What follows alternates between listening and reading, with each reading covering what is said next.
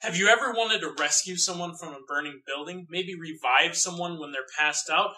Emergency 2012 will allow you to do that. This game that's coming out here pretty soon. Let's jump right into the storyline of it. It has you going from different scenarios, like the bridges collapse, cathedrals falling, stuff like that. And then you have to save victims, you have to go through and,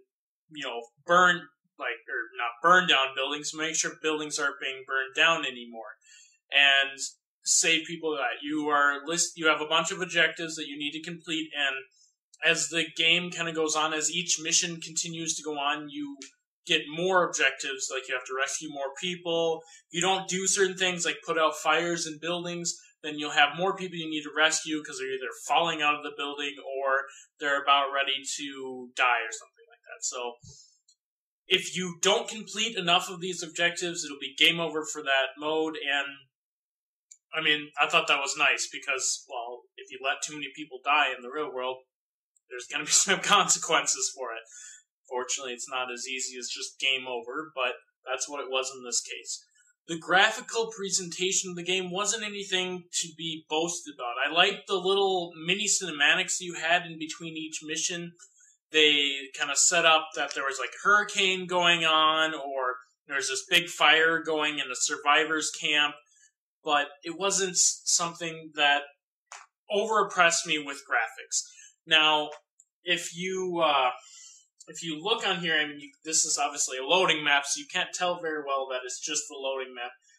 But you can see a little bit of the graphical style actually within the game. It's decent. You can zoom in pretty close to get a good aspect of what you're doing and making sure that each of your characters is doing what they want to do. Now, something that immediately jumped out at me as really annoying in the game is the scroll speed was really slow. You could hold down the shift button to make it go a little bit faster, but just that default setting it felt like I was dragging from one side of the map to the other.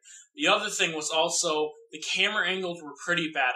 You can adjust it, but even with the adjustable camera, you didn't get the view that you always wanted. The units responded pretty well. When you wanted them to go and put out a fire, generally they would go put out that fire.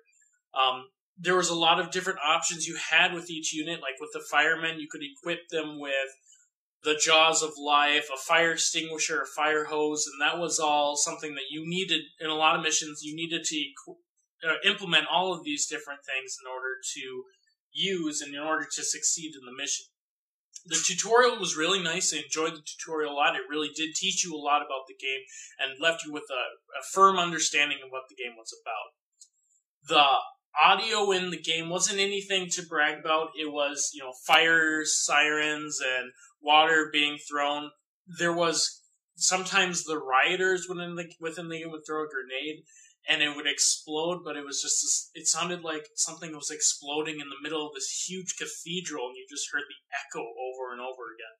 That was, a specific example about something, but not something that was overly terrible about it. It's the replayability is something you want to go back and want to play with. The multiplayer wasn't anything.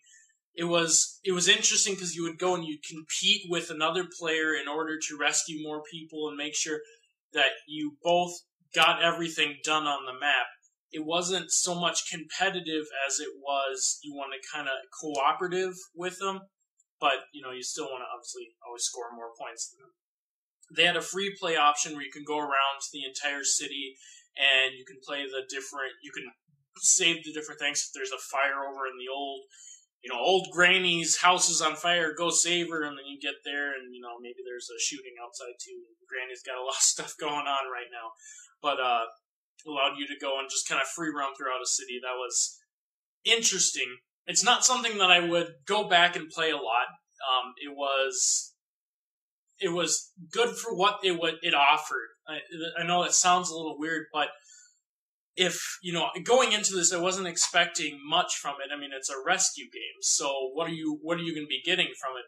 But it surprised me a little bit, and it began to grow on me a little bit more as the game continued on.